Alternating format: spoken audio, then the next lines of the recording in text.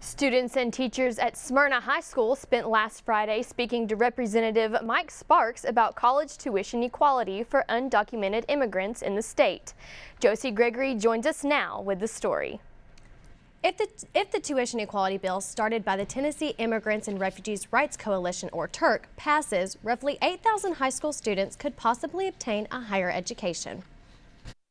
This bill would allow immigrants lawfully present, meaning they've registered with the federal government, to pay in-state college tuition. These students currently have to pay the out-of-state rate, which can be 3 times the in-state rate. Students and teachers at the school pleaded their case to Representative Sparks. If you help us better ourselves with a college education, we can better the community through our profession.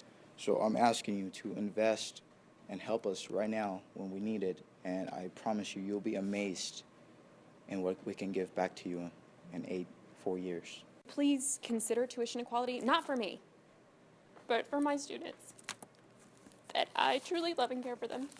Since the students are not citizens, they wouldn't be eligible for the Hope Scholarship, Tennessee Promise, or federal grants.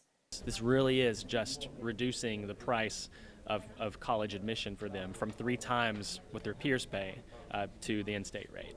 Support for tuition equality is gaining in the state legislature, making some conservatives change their minds, including Rick Womack and Kent Calfee. To turn away the opportunity for them to participate in higher education like every other state resident, I don't think is right. I think that that this is the right thing to do. As a fiscal conservative and as a Christian, it tells me to vote for the bill. I mean, that's the way it's leaning. I think the reason they voted for it because they heard testimony. It's the power of student stories. The testimony is powerful. There's no doubt that the testimony of these students is powerful.